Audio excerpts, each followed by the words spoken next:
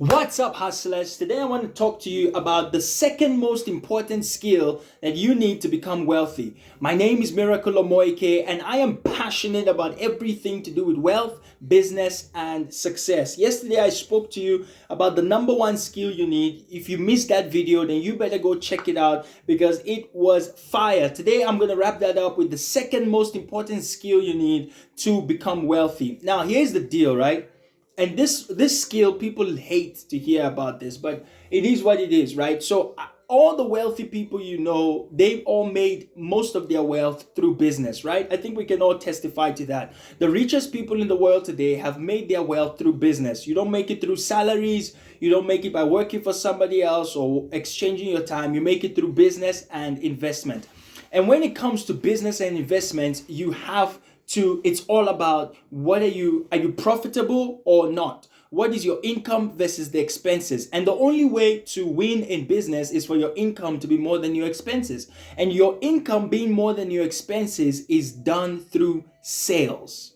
That's the second most important skill after what we discussed yesterday. Sales, sales, sales. People hate hearing about sales. It's amazing, but guys, you're either selling or you're being sold, right? Even at your job, you have to sell yourself. You have to sell yourself to your girlfriend on why she should date you. She has to sell herself to you, right? If you're a high value man.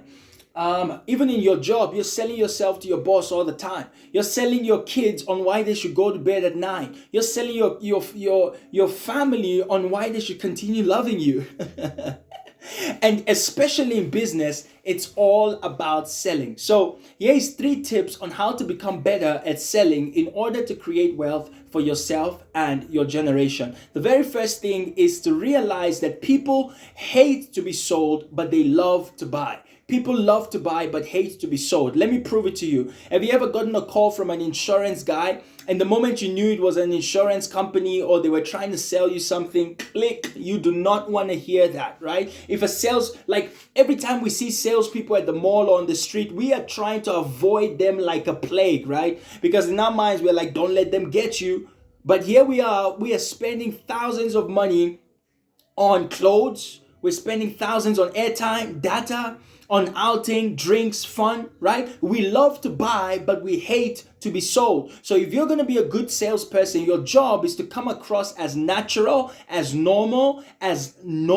That's so important, right? A lot of times I see when people go into sales mode, they sound like, and I've made this mistake, trust me, countless times. One time my sister was like, she heard me trying to sell somebody and she was like, you sound like a robot. I was like, what? So by taking the feedback, that's how you learn, that's how you grow. And so I had to learn the hard way. You have to come across as normal, as natural, as a human being that cares. Because the moment they smell sales on you, the moment they smell that you're a salesperson, then people become defensive. Like, oh, you're trying to get my money. Oh, I don't want to talk to you. Right? So even when people tell me you're a good salesperson, to me, that's not a compliment because it means I didn't come across as natural. It means that.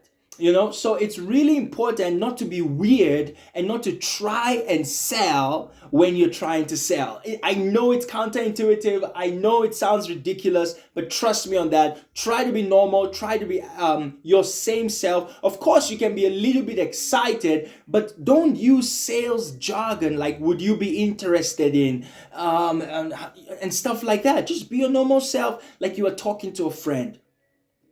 Okay, if that makes sense to you, smash that like button. Let's get YouTube out there to push this video so that we can help more people create wealth for themselves. The second thing you want to do to become better at selling is to actually offer something that you believe is of value. Business is all about solving problems and adding value. I am obsessed with the concept of adding value because you get wealth and money by adding value. So one of my mentors or a guy that I was training from, he says you should believe in your offer so much that if somebody doesn't buy, you're so sad because you know how much your offer could have helped them. That is so powerful. A lot of times we feel sad because they didn't buy, I don't get to make money. I didn't get to make commissions. But you should believe in what you're doing so much that you feel sad that they missed out on the value that you had to offer them. So your job as a salesperson is to find out from the person what problems they have that your offer can sell. This is so important. If I wanted to sell you this comb, I'm not going to come here and tell you, hey man, this comb is so yellow and so bright. Look at the edges. It has been made by the hands of leprechauns and stitched in perfect fashion. No. That shit is gonna bore you to death. I'm gonna come to you and ask you questions. Hey, when you comb your hair, do you feel any pain? Are you even somebody that has hair? Right? I want to get to know you and get to see what problems you have. Maybe when you comb your hair, you get a lot of pain. So now I could say, hey, what if I could show you a comb that if you used it, you do not feel any pain? Would that excite you at all? Like, yeah, I don't want to feel pain anymore. All right, check this out. Try it for yourself. So that's how you sell, guys. You don't sell by coming and telling the benefits and the features and how it was created, how it was manufactured. Sell by having a conversation, asking questions, finding out what problems that they have that your product and your offer can sell. If that's the thing you get out of this video today, then you're going to become a much better salesperson and you're going to realize that you will not sell all the time. Okay? So it's all about, can my product help you? Can my service help you? People begin to do some illegal things when they try and force the product down people's throats, right? Whether or not it can help you, they don't care. Everybody needs my product. That's not true. That's not true. You got to know your niche. You got to know who can this help. I'm using an example, right? So if, by the way, if you're passionate about wealth like I am, then we have something in common and you should totally subscribe to this channel because that's what we are all about here. Business, wealth, and success. Now, the final tip on how to become better at sales is to learn how to be a good closer. Look, your job as a salesperson is to find out if they have need for your product, show them the needs that they have, and then collect a decision. You want to collect a yes or no. Maybe I'll think about it. I'll get back to you. I need to ask my wife. I need to pray about it. That stuff will kill your income and kill your business, right? You'd rather get a no than a maybe. Because when you get a maybe or when you get a no, at least you can move on to find somebody else. Whereas when you get a maybe, you don't know, right? So your job is to get the people to make a decision of a yes or no. And usually they will have an objection, right? A lot of people might, back to the example of the comb.